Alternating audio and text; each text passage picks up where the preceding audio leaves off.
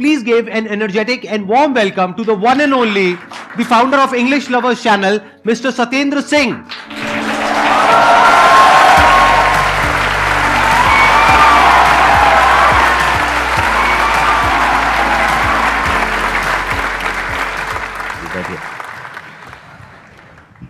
Is it real or is it still a dream that I am? तो हाथ मिलाओ ना.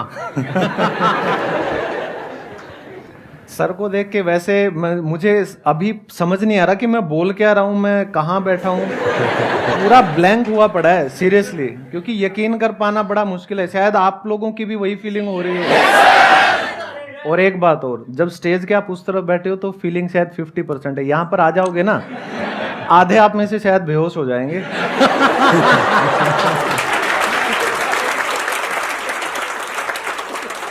आप बताएंगे शॉर्ट में अपनी जर्नी के बारे में कि आपने क्या किया, कैसे किया और आज इस लेवल तक कैसे पहुंचे?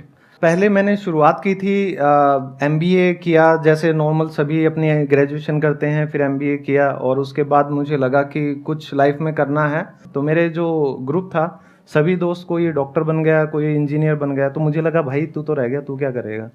तो उस टाइम पे मैंने इंग्लिश का सहारा लिया. आप रहने वाले कहाँ के हैं? सर भिवानी हरियाणा से. भिवानी हरियाणा से. तो उसके बाद फिर मैंने स्पोकन इंग्लिश का वहाँ देखा, तो कोई ऐसा माहौल हमारे वहाँ पे नहीं था. सारे हरियाणवी में बात करते हैं. कॉलेज में आप जाओगे तो अगर आप हिंदी बोलोगे तो क्या देंगे, गणा मत है.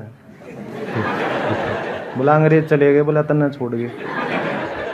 तो उस वजह से फिर मैंने भिवानी को छोड़ ही दिया. कॉलेज भी मैं कभी कभी जाता था. मैंने दिल्ली ट्रेन में आना जाना स्टार्ट किया. तो यहाँ मैंने 1-2 इंस्टीट्यूट ज्वाइन किए स्पोकन इंग्लिश के सीपी में, और वहाँ फिर मेरी हल्की सी जर्नी स्टार्ट हुई. और उस दौरान मेरा ये था कि यार इंग्लिश तुझे आती है नहीं आती, आपको सेल्फ बिलीफ नहीं हो पाता ना कि मेरी अच्छी कितनी है. तो उसके लिए आपको कोई पैरामीटर चाहिए होता है, कुछ टेस्ट करना होता है.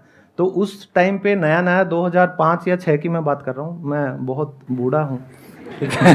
तो कितने हो वैसे, क्या एज है आपकी? सर मेरी 37 है. अभी नवंबर में 38 का मैं हूँ. मेरे से कम बूढ़े हो. सर आप तो अगले 50 साल भी बूढ़े नहीं होने वाले.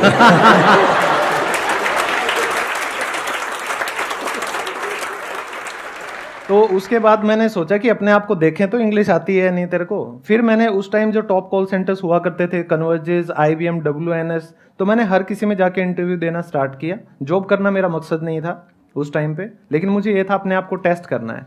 तो फिर कन्वर्जेस में शायद 200 या 300 स्टूडेंट्स यानी कैंडिडेट्स थे, और वहाँ जाके फिर 5 या 6 घंटे के सिलेक्शन प्रोसीजर के बाद मेरा अकेले का सिलेक्शन हुआ. तो तब मुझे लगा कि हाँ कहीं तो तुम पहुँच गए हो. तो वहाँ से स्पोकन इंग्लिश की जर्नी मेरी स्टार्ट हुई थी. लेकिन क्योंकि भेड़चाल में एमबीए कर रहे थे उस टाइम पे सभी, हम भी फंस गए उस चक्कर में. एमबीए किया, फिर बैंकिंग की जॉब्स निकलने लग गई. तो बड़े भाई ने और मैंने बैंकिंग के लिए अप्लाई किया. हम दोनों स्टेट बैंक ऑफ इंडिया में गवर्नमेंट जॉब लग गए, पेंशन वाली थी. तो क्या चाहिए, घर पे धड़ाधड़ रिश्ते आने लगे तो बस खुल के कुप्पा हो जाते हैं. ठीक है. और आपने कितने साल तक करी वो जॉब? 5.5 साल सर. 5.5 साल तक आपने वहां पे जॉब करी? हाँ जी. फिर ऐसा क्या हुआ आपकी लाइफ में कि आपने इतना बड़ा डिसीजन लिया कि उस जॉब को छोड़ करके अपना ये पाथ चुना? मतलब ऐसा क्या हो गया? सर सबसे बड़ी त्रासदी या सबसे बड़ी घटना आप कह सकते हैं, मेरी शादी हो गई थी.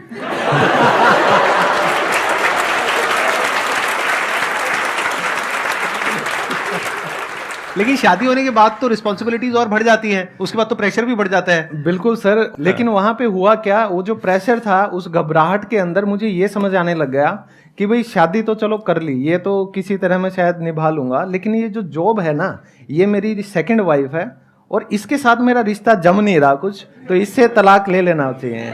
तो या तो मेरा जो रियल वाइफ है उनसे तलाक हो जाता या शादी उनसे हो जाता. तो मुझे लगा कि भाई तो अब उन्होंने भी सपोर्ट किया होगा. लेकिन वहां पे एक चीज और हुई सर.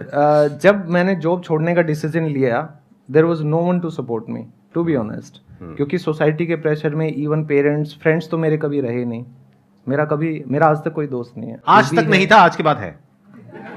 मैं मजाक नहीं कर रहा.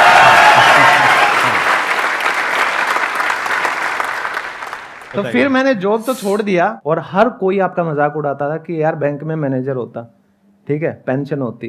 तो आते जाते लोग ताने मार के जाते थे. कोई भी घर में आता था, हर कोई टोंट मारता था, बोला क्या कर लिया.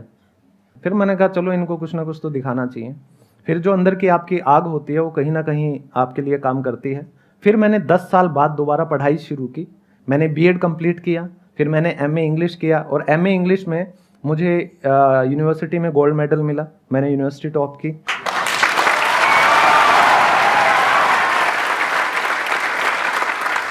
ये जो आपने किया, ये वो जॉब करने के बाद किया? Yes sir.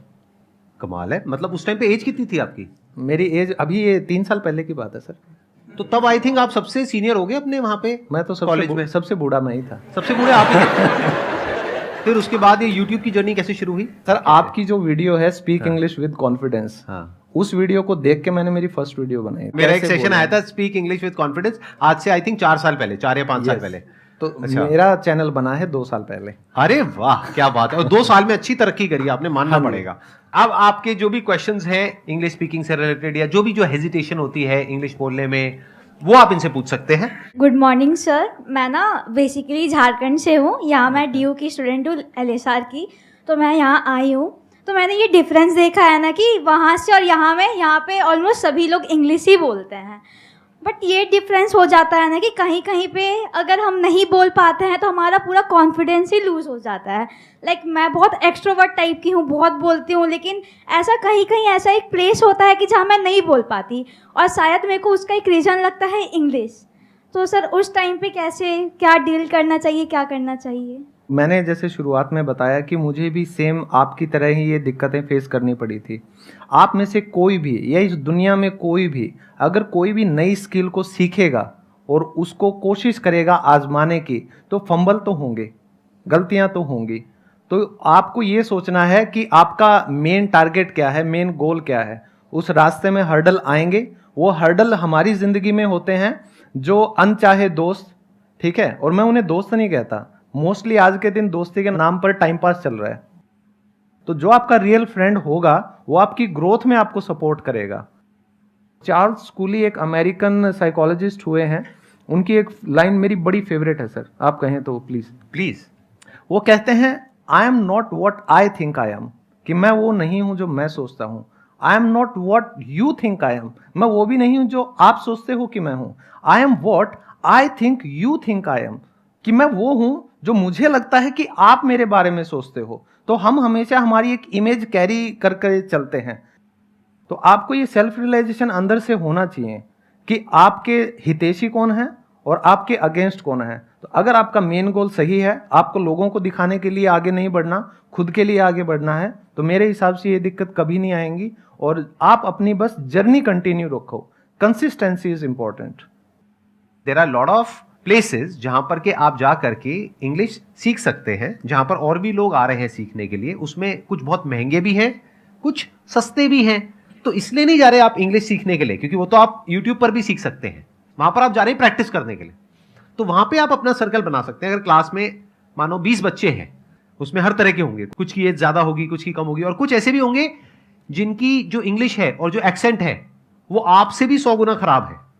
तो अगर आप उनको थोड़ा सा हेल्प करें तो आपका कॉन्फिडेंस अपने आप बढ़ जाएगा। देखो, कॉन्फिडेंस को बढ़ाने के 2 तरीके होते हैं। या तो अपने आप को ऐसा बना लो कि आपके अंदर किसी का कोई डर ही ना हो, सामने कोई भी आ जाए, कितने भी आ जाए, कोई फर्क ही ना पड़े, ये एक तरीका होता है। दूसरा होता है किसी ऐसे सर्कल में चले जाओ जहां पर के बोलते नहीं है अंधों में काना राजा, वहां भी बड़ा कॉन्फिडेंट फील होता है। सही बता रहा हूं आपको, कि मतलब अगर एक बड़े तालाब में छोटी मछली होने से अच्छा है छोटे तालाब में बड़ी मछली हो जाओ। ये भी एक तरीका है कॉन्फिडेंस को बढ़ाने का। तो ऐसी किसी जगह पे चले जाओ जहां पर के वो आपको टीचर का दर्जा दे दे, जैसे टीचर जाए, अरे ये तो ऐसी भी जगह होती है। क्योंकि अगर आप ऐसे लोगों के बीच में रहोगे जो बचपन से इंग्लिश बोल रहे हैं, तो आपका कॉन्फिडेंस और कम हो जाएगा। एकदम से तो आप ओवरनाइट तो उनके लेवल पे नहीं आ सकते। बिल्कुल ऐसा है जैसे किसी को क्रिकेट खेलना है, अब मुझे खेलना है, अब मैं जा करके किसी टॉप प्लेयर के साथ में खेलने लग जाऊं, तो मेरा जो बचा खुचा कॉन्फिडेंस है वो भी खत्म हो जाएगा 4 दिन में। बिल्कुल। अब मैं अगर चला जाऊं वहां पे पार्क में बच्चों के और हर बॉल पे छक्का, अरे भाई तो समझे कॉन्फिडेंस तो बढ़ ही गया ना। तो इस तरह से आप थोड़ा दिमाग से अगर चलोगे, थोड़ा अगर अपने माइंड को यूज करोगे सही डायरेक्शन में, तो there are lot of options which are there. Yeah, I have 2 questions. First on English and second on your life journey. So first question is like the accent on English is also most important. So how to improve that accent? And second question is like in everyone's life there comes as you said deep moments, right? And you said how you deal with. it. But how can we as a youth deal with that? सबसे पहली problem जो हम accent की बात करते हैं, आपने accent कहा, दैट इज एक्सेंट। तो इसमें हमारी गलती है ही नहीं, टू बी ऑनेस्ट। हम एक बात को समझें कि हमारी जो इंग्लिश जो हम सीख रहे हैं that is ESL, English as a second language. तो हमारी जो मदर टंग है, जो हमारी मातृभाषा है, वो हिंदी, मराठी, गुजराती, ये मतलब 22 भाषाएं हमारी कोई सी भी हो सकती है। तो हमारा जो एक्सेंट है वो डिपेंड करता है MTI।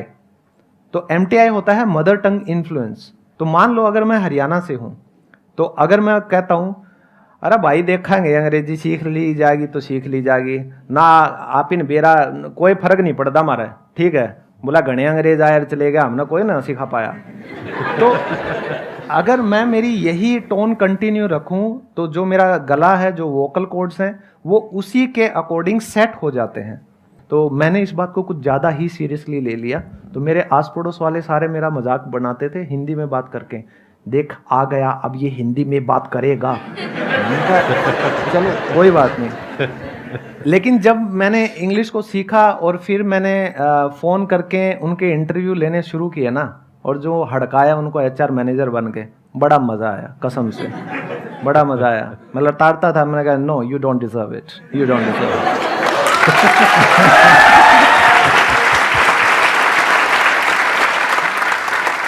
तो आपको एक्सेंट इंप्रूव करना है तो अच्छी इंग्लिश को सुनिए और अच्छी इंग्लिश बोलकर उसकी प्रैक्टिस कीजिए, तो नॉर्मल इंग्लिश आपको हो जाएगी, आप वैसे प्रैक्टिस कीजिए। पहला तो आपका सवाल था एक्सेंट वाला। दूसरा जो आप कह रहे हैं कि लाइफ में लो पॉइंट्स आते हैं, आप सभी के आते हैं, नो डाउट। मैंने हमेशा, मेरे बहुत ज़्यादा लो पॉइंट आए हैं जब लोग मुझे घर पे आके कहते थे सुसाइड करेगा कि काल करेगा, परसों करेगा। बोले तेरी जी है, तो बोला वो कर गया गैलरी गाड़ में, देख वो झूल गया। ऐसे कौन बोलता है? बोलते हैं सच में? मतलब ये कौन है? ये दोस्त है या रिश्तेदार है? कौन सर है? ये जैसे कॉलेज में एक दोस्त था मेरा, तो मतलब कहीं ना कहीं, लेकिन वो लोग सच्चे हितैषी हैं आपके, ये बात भी ध्यान रखना। मैंने हमेशा उन लोगों को बहुत पॉजिटिवली लिया है और ऐसे लोग आपके आसपास होने ही चाहिए। तो जब आपका लो पॉइंट आता है उसको आप एज एन अपॉर्चुनिटी लो, ठीक है, कि आप क्या क्या कर सकते हो, कि अब आप जीरो हो गए, अरे अब तो आपके पास ऑप्शंस भरे पड़े हैं, अब तो खोने के लिए कुछ भी नहीं है, कुछ भी नहीं है।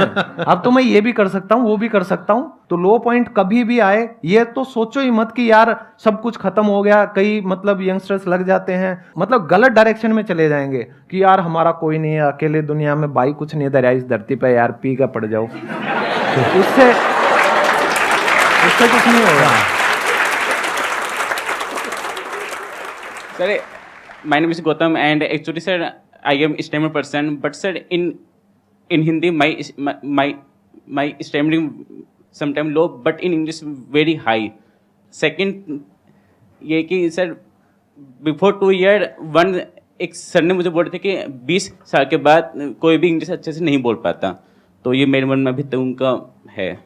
आपको कहीं ना कहीं लाइफ में या अपनी फैमिली में शायद कुछ है जो मतलब आप उभर के 100% अपनी पर्सनैलिटी से ऊपर नहीं आ पा रहे हो, कहीं ना कहीं कॉन्फिडेंस आप में कम है, ठीक है। तो लाइफ में आप हो सकता है कि कुछ करना चाहते हो लेकिन आपको लगता है शायद मैं नहीं कर पाऊंगा, तो वही बात आपकी हिंदी में आ जाती है। जब अब मैं सर के सामने बैठा हूँ, ऐसा नहीं है कि मेरे में कॉन्फिडेंस पूरा है, मेरी भी अंदर से लगी पड़ी है, ठीक है। लेकिन